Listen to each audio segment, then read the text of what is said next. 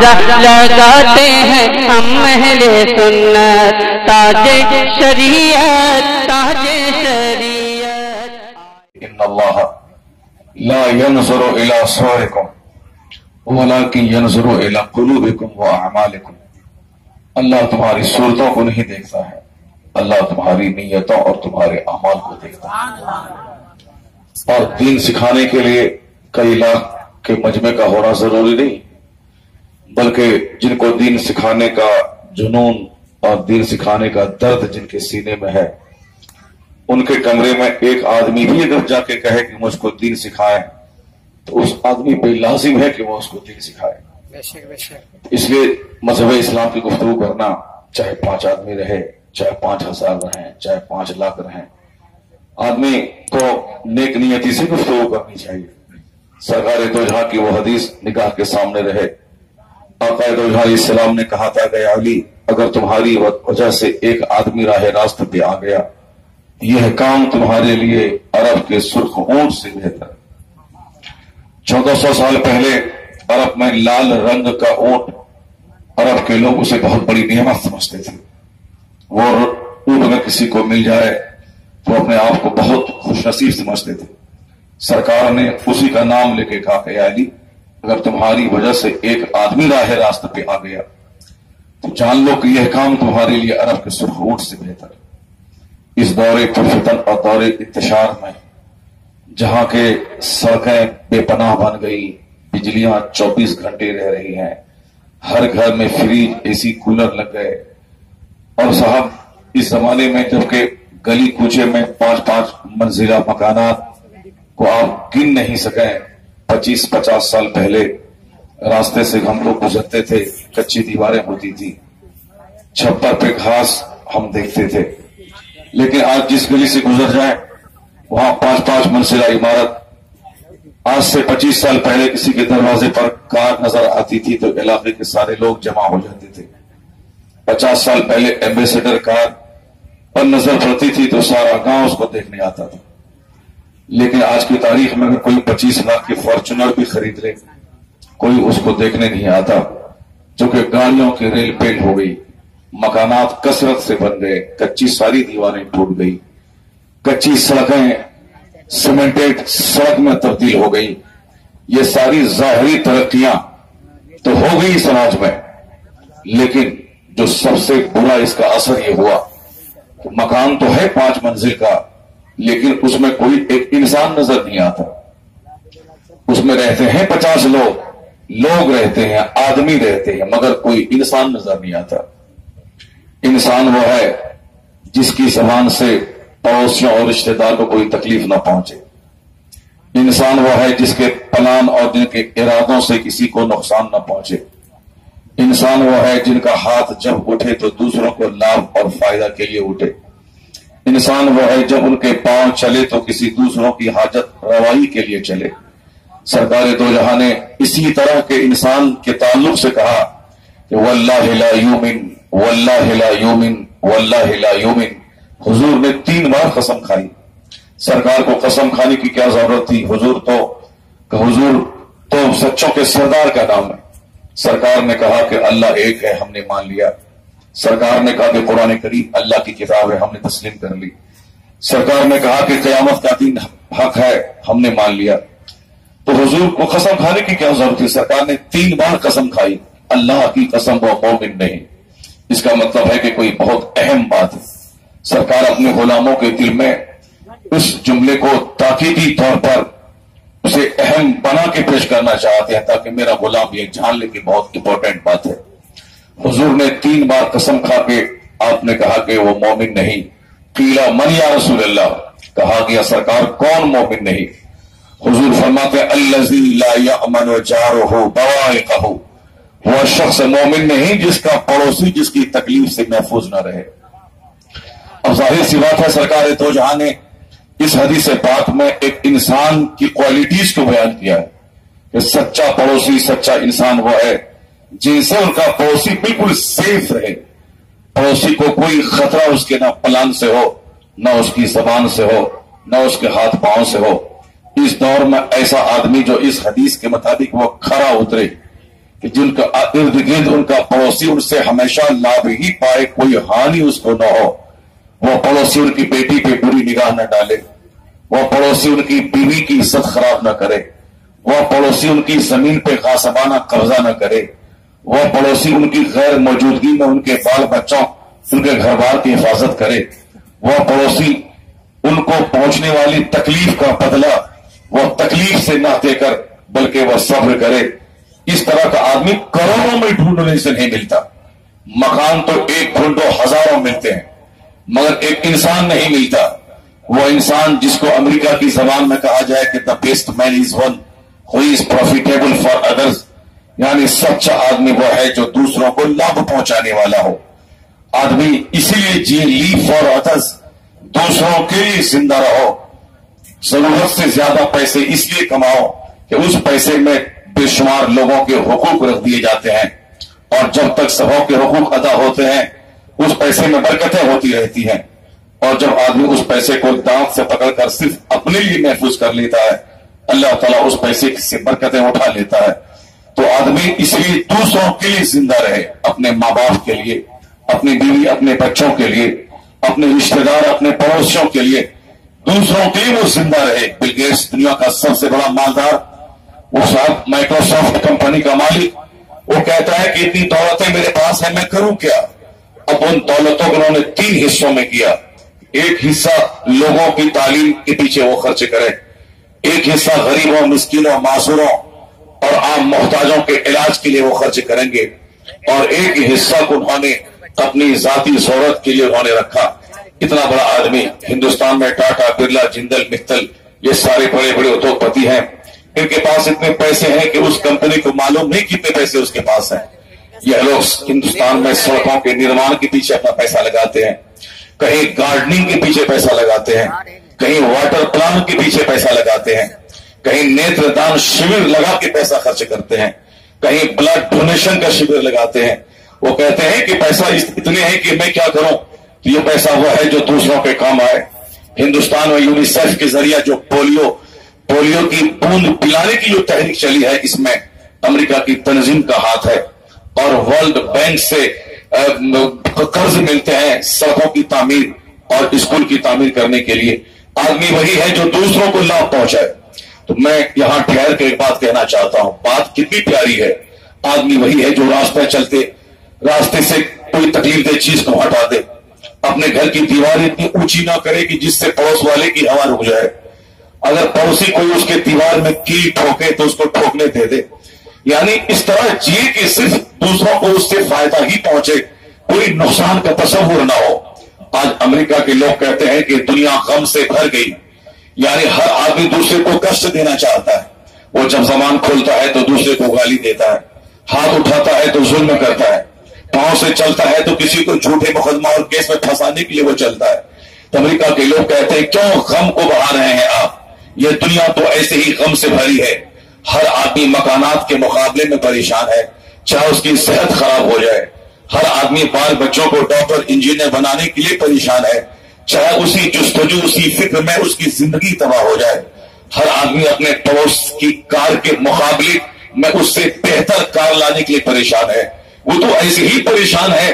سارے لوگ اتنی تمناؤں کو اپنی زندگی میں داخل کر لیا ہے، اچھا کھانے، اچھا پہننے، اچھا گھر بنانے، اچھی گاڑی خریدنے، سماج میں سبوں سے اچھی شادی اپنی بیٹی کی کرنے، اپنے داماد کو بہتر سے بہتر سامان دینے، اپنی بیٹی کو بہتر سے بہتر زیورات اور فرنیچر دینے، یعنی دوسروں کے مقابلے اور دکھاوے کی ہوس اس قدر لوگوں کے دماغ پہ حاوی ہے کہ لوگ ایسے ہی اسی الجھنوں کی آگ میں جل رہا ہے۔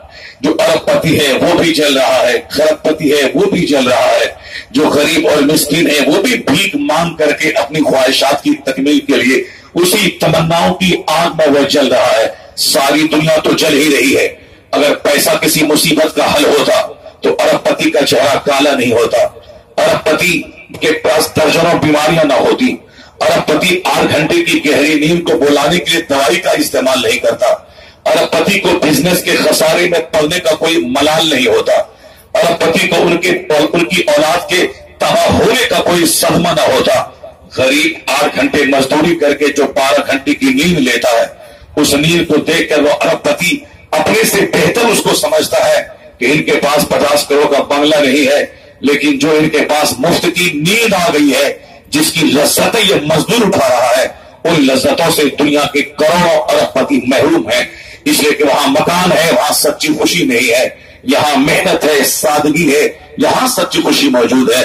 یعنی اگر پیسہ سب کا حل ہوتا تو دنیا کے سارے زمیندار خوش ہوتے، دنیا کے سارے ارب پتی خوش ہوتے، لیکن غریبوں کے مقابلے میں سب سے زیادہ پریشان حال وہ زمیندار، وہ ارب پتی، وہ بڑے بڑے بزنس مین جو تنگ آ کر کے اپنا ملک کبھی چھوڑ جاتا ہے۔ نہیں سنا آپ نے جس کا ہوائی جہاز چلتا تھا، جس جہاز کی کمپنی کا نام کنگ فشر تھا، میں بھی اتفاق سے کئی بار اس کنگ فشر سے میں نے کئی بار سفر کیا، لیکن وہ کمپنی دیوالیہ ہو گئی۔ اس کنگ فشر جہاز چلانے والا مالیہ ہندوستان چھوڑ کے بھاگ گیا۔ ان کو چھوڑنے کی کیا ضرورت تھی؟ پیسوں کی فراوانی ان کے پاس تھی، وہ ہندوستان ہی میں رہتا، لیکن انہوں نے ضرورت سے زیادہ ایسا پاؤں پھیلا دیا کہ خربوں میں کھیلنے کے بعد، بینکوں کے کئی ہزار کروڑ قرض لینے کے بعد اسے ذلیل اور رسوا ہونا پڑا۔ بھلے ہی باہر میں جا کے وہ زندگی گزار کے وہ مر جائے لندن میں، لیکن ہندوستان کے 125 کروڑ ہندوستانی کی نگاہ میں وہ بھگوڑا ہے۔ ان کے پاس مکانات رہے لندن میں، ان کے پاس ہندوستان میں خربوں کی سمپتی رہے، لیکن دنیا کے سارے لوگوں کے نزدیک وہ ہندوستان کا بھگوڑا ہے۔ اس لیے اب ان کے درد کو کوئی دوسرا نہیں جانتا، یہ اس کو معلوم ہے وہ اس کی کمپنی دیوالیہ کیا ہوگی، ان کا خرچ ان کی آمدنی سے زیادہ کیسے بڑھ گیا، ان کے پائلٹ مہنگے، ان کی ایئر ہوسٹس مہنگی، ان کے اخراجات مہنگے، ان کے ساتھ ایئرپورٹ کے دفتروں کے کرائے مہنگے۔ یعنی وہی جانتا ہے کہ مردہ ہی کو معلوم ہے کہ قبر میں اس مردے کے ساتھ کیا ہو رہا ہے۔ ہمارے نزدیک وہ ارب پتی ہے، کوئی وجہ تو نہیں ہوگی اس کے دیوالیہ ہونے کا، اس کے ہندوستان چھوڑ کے بھاگنے کا۔ اس طرح دنیا کے سارے غریبوں کی بنسبت مالدار قسم کے لوگ سب ان کی بنسبت زیادہ پریشان، ان کا چہرہ ایسا کالا رہتا ہے جیسے کہ ہزاروں من مصیبتوں کا پہاڑ ان پر ٹوٹ پڑا ہے۔ جب میں راستہ چلتے کسی نیتا کو دیکھتا ہوں، آج بھی راستے میں پٹنہ سے آتے ہوئے ایک ڈھابا پہ جب چائے پینے کے لیے رکا تو دیکھا کہ 5 پولیس والے آگے پیچھے ہیں اور ایک جینٹس اور ایک لیڈی، یعنی وہ کوئی نیتا ہوگا، اس کی بیوی ہوگی۔ اس کی بیوی کے چہرے پہ اچانک نظر پڑی، ایسا لگا جیسے کہ ان کے چہرے پہ خوف اور ہراس کا ماحول ہو۔ ان کے شوہر کو تو میں نے غور سے نہیں دیکھا، البتہ اس پر نظر پڑ گئی۔ میں نے دیکھا کہ دیکھیں ان کے پاس 5 پولیس والے ان کی پہراداری کر رہے ہیں، اور اس ڈھابے میں یہ بھی چائے پینے کے لیے یہ اپنے شوہر کے ساتھ آئی ہے، لیکن چہرہ ایسے تناؤ میں ہے جیسے کہ کوئی بہت بڑا ٹینشن، بہت بڑی الجھنوں سے گر رہا ہے۔ وہ صرف ایک اس عورت کی کہانی کیا، جتنے بھی لوگ ہیں ان سبوں کے پاس جنہوں نے دولت کو اپنی زندگی کا مقصد بنایا تھا، جنہوں نے مکانات کی تعمیر کو کامیابی کا بہت بڑا ذریعہ سمجھا تھا، جنہوں نے گاڑی خرید لینے کو سب سے بڑی خوش نصیبی سمجھا تھا، جنہوں نے 2-4-10 کروڑ بیلنس کر دینے کو انہوں نے سکون اور شانتی کا سب سے بڑا ذریعہ قرار دیا تھا، سب سے زیادہ محروم اور سب سے زیادہ خوشی سے ونچت اور سب سے زیادہ الجھنوں اور ٹینشنوں میں گھرا وہی شخص ہے جس نے دولتوں کو اپنی زندگی کا مقصد بنایا ہے۔ تو کیا پتا یہ چلا کہ دولتوں میں سچی خوشی نہیں ہے، بلکہ سچی خوشی کہاں ہے؟ سرکار تو یہاں فرماتے ہیں البذاذۃ من الایمان، سادگی ایمان کا حصہ ہے، سادگی ایمان کا حصہ ہے۔ جہاں مکان بنانے میں سادگی، کپڑا پہننے میں سادگی، شادی بیاہ میں سادگی، گھر بار بنانے میں سادگی، جہاں سادگی ہے سادگی میں حسن ہے، اور جہاں حسن ہے وہی سچا سکون ہے۔ امریکہ کے لوگ آج کہتے ہیں کہ پیچیدگی کے ماحول سے باہر نکلیے، اپنی زندگی میں سادگی کو داخل کیجیے۔ ہندوستان کے دانشور آج کہتے ہیں شادی کو مہنگی مت بنائیے، شادی مہنگی ہوگی آپ قرض کے بوجھ میں دبیں گے، ساری زندگی قرض کو ادا کرنے کے لیے آپ پریشان رہیں گے، مقروض رہیں گے، قرض دار کا چہرہ دیکھ کے آپ گلی کوچے میں چھپتے رہیں گے تاکہ ان پر نظر نہ پڑے، وہ قرض کا مطالبہ نہ کر دے۔ ایسی زندگی سے جھنجلا کے آپ خودکشی اور زہر کھا کے مرنے کو ترجیح دیں گے۔ تو ہندوستان کا ہندو نیتا، ہندوستان کا کرسچن نیتا، امریکہ کا یہودی نیتا، یعنی جو مذہباً ہندو ہے، جو مذہباً کرسچن ہے، جو مذہباً یہودی ہے، وہ آج تباہی کا تماشا तमाशा देखने के बाद उनके दिमाग में ये फॉर्मूला आया है कि सादगी में हुस्न है, सादगी में अमन है, सादगी में सुकून है, सादगी में चैन की नींद है, सादगी में सच्ची खुशी है। इसलिए वो अपने लोगों को मशवरा देते हैं कि शादी को पेचीदा ना बनाइए, मकान की तामीर को पेचीदा मत बनाइए, अपने घर को सामान की खरीदारी से अपने घर को मॉल मत बनाइए, वरना कोई हद नहीं है सामान की। कार 4 लाख में भी मिलती है, 25 लाख में भी मिलती है, 2 करोड़ में मर्सिडीज बेंज की कार मिलती है, 12 करोड़ में जागवार कंपनी की कार मिलती है, 25-25 करोड़ की कारें सड़कों पे तो तोड़ रही है। मेरे पास 50 करोड़ का मकान है या 25 अरब का मकान मेरे सामने मौजूद है, तो न मकान का मुकाबला हो पाएगा, न गाड़ी का मुकाबला हो पाएगा। अलबत्ता उस मुकाबले में तर्जमा बीमारी का सामना करना पड़ेगा, चेहरा काला हो जाएगा, मरने से पहले आदमी पल पल घुट के मरेगा। जब वो सामने वाले के मकान को देखेगा, हर पल वो मरेगा, हर पल वो जिएगा। जब सामने वाले की कार को देखेगा, वो हर पल घुट के जिएगा। अब हिंदुस्तान के लोग कहते हैं क्यों खुदकुशी तो कर रहा है, अपनी जिंदगी में सादगी को दाखिल कर दे, सिंपल मकान बना, गहरी नींद ले, शादी में सादगी को दाखिल कर दे, कर्ज के बोझ से नजात रहा ताकि सच्ची खुशी मिल जाए। तो हिंदुस्तान का दानिश्वर जो आज कहा है, अमेरिका का दानिश्वर जो आज कहा है, यही पैगाम मुस्तफा ने 1400 साल पहले अदा किया है। अल-बज़ाज़तु मिनल ईमान, सादगी ईमान का हिस्सा है। अगर मोमिन और दुनिया के सारे लोग इस हदीस पर अमल करें तो जन्नत तो उस दुनिया में मिलेगी, इस दुनिया में भी सच्ची खुशी का एहसास होता चला जाएगा।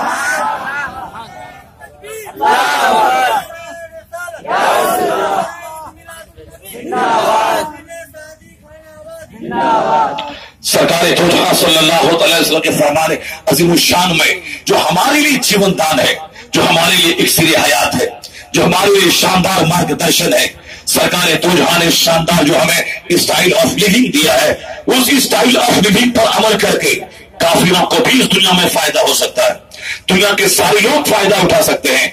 इसलिए कि सरकार कामयाब तरीन इस रोए जमीन के इंसान है, इसलिए हुजूर का सारा फार्मूला कामयाबी से लबरेज है। नहीं सुना आपने कि 50 साल पहले अमेरिका का वो दानिश्वर डॉक्टर माइकल हार्ट ने क्या कहा था? उन्होंने कई साल की स्टडी के बाद उन्होंने यही कहा था कि he is the only man in history who was supremely successful on both levels, religious and secular. ये बात अगर कोई मौलाना कहता तो लोग कहते कि मौलाना अपने पैगंबर की तारीफ बढ़ा चढ़ा के कर रहा है। ये बात अगर कोई हमारी खानका का शेख कहता तो लोग कहते कि ये मौल शेख है, पीरो मुर्शिद है, ये अपने पैगंबर की तारीफ बढ़ा चढ़ा के कर रहे हैं। लेकिन ये जुमला उसका है जो मजहबन क्रिश्चियन है और तालीम के एतबार से अमेरिका का सबसे बड़ा पढ़ा लिखा आदमी, इतना बड़ा पढ़ा लिखा कि अपने वक्त का जबरदस्त एडवोकेट थे डॉक्टर माइकल हार्ट, अपने वक्त के सबसे बड़े एजुकेशनिस्ट थे डॉक्टर माइकल हार्ट, अपने वक्त के सबसे बड़े पॉलिटिशियन थे डॉक्टर माइकल हार्ट, अपने वक्त के सबसे बड़े साइंटिस्ट थे डॉक्टर माइकल हार्ट, यानी बहुत बड़े दानिशवर आदमी। उन्होंने क्या जुमला कहा? उन्होंने कहा कि he is the only man in history who was supremely successful on both levels, religious and secular। Doctor Michael Hart कहते हैं कि इंसानी तारीख का यानी मानव इतिहास का, इंसानी तारीख का सिलसिला आदम अलैहिस्सलाम से चला है और क़यामत तक का वो आखिरी इंसान जो इस दुनिया में रहेगा, ये है इंसानी तारीख। वो कहते हैं इंसानी तारीख का तन्हा इंसान है मुस्तफा, इकलौता इंसान है मुस्तफा जो मजहबी और सियासी दोनों सतह पर सबसे ज्यादा कामयाब तरीन शख्स हुआ है, यानी सबसे ज्यादा लाजवाब अदीमुल नजीर इंसान कोई इसमें जमीन पर है तो मुस्तफा जाने रहमत की जात है।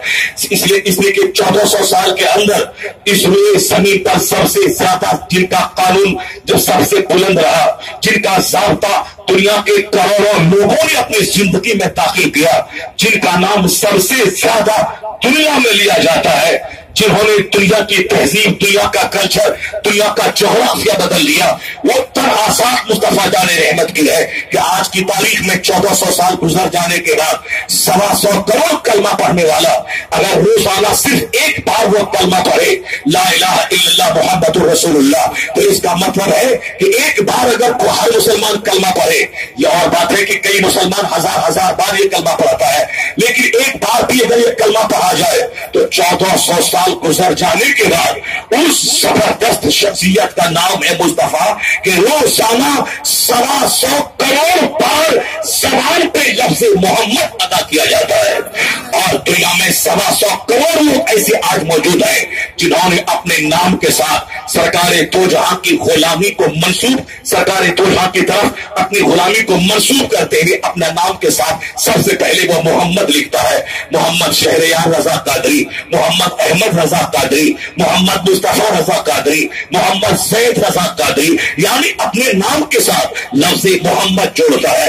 ये दुनिया के 125 करोड़ कलमा पढ़ने वाला उनके नाम के साथ पहले लफ्ज़ मोहम्मद आता है तो कहने वाला कहता है कि एक आदमी जिनके नाम को अपने नाम के साथ जोड़कर करोड़ों आदमी अपने आप को उनका गुलाम साबित करे, इतना बड़ा मकाम इस धरती पर अगर किसी को हासिल है तो मोहम्मद रसूलुल्लाह को हासिल है। He is the only man in history who was supremely successful on both levels, religious and secular। तारीख आदमियत का तनहा इंसान मुस्तफा है जो इस हुए जमीन पर सियासी और मजहबी दोनों सतह पर सबसे ज्यादा कामयाब तरीन शख्स हुआ है।